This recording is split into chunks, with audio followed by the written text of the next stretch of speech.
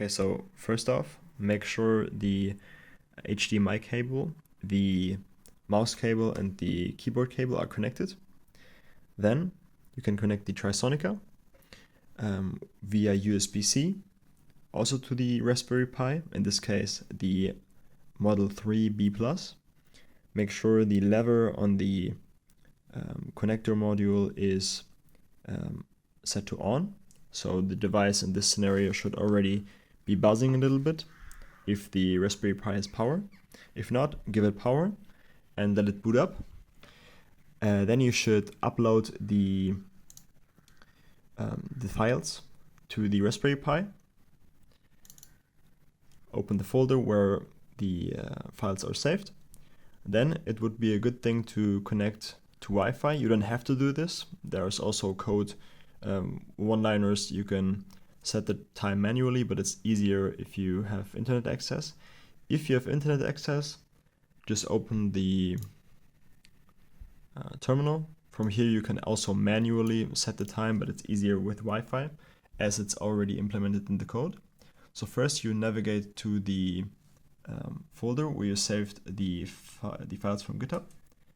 You enter the folder, and first thing you do is fix permissions,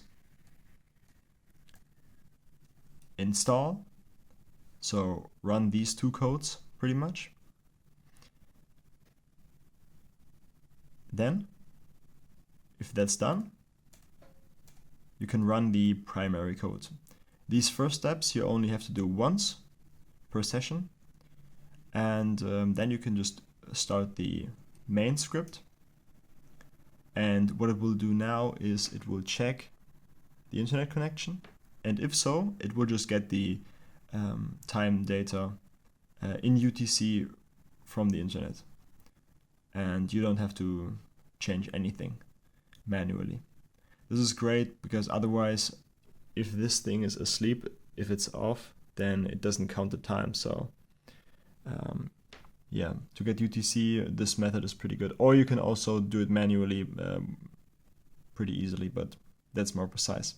So if everything's running, you see this window, and this is pretty much just the logging window of the Trisonica.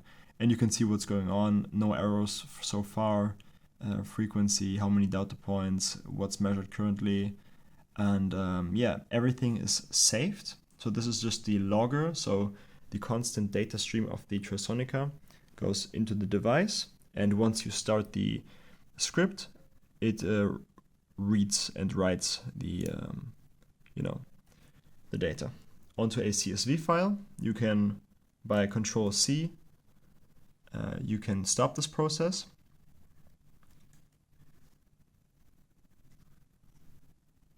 Right, and the CSV file is in this case saved under the SD card folder over here. A data and a stats folder is saved. The stats folder just tells us about how the measurement went pretty much, and the data folder is the important one where all the data is stored that the Trisonica measured. Yeah, so that's it pretty much. And if you want, you can just repeat the process, start the logger again, and it will update the UTC time pretty much. And after recording, it will save the data again. So what's neat about this is that this also works headless. So you can pretty much start the process, the logging process, then disconnect the monitor, the keyboard, everything except the power source, the Raspberry Pi and the Trisonica, and then you can just move it anywhere you like. And on these lights that usually tell us if the device gets power, it tells us that, you see the blinking over here, that tells us that if the code is running, that the code is writing. So currently it's running, and if we Control-C, stop the process,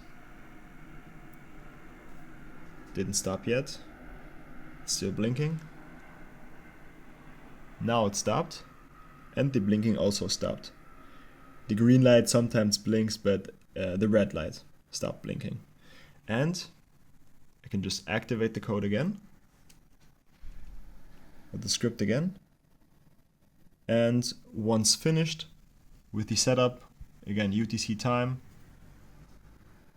it should start the blinking of the red LED. Didn't happen yet.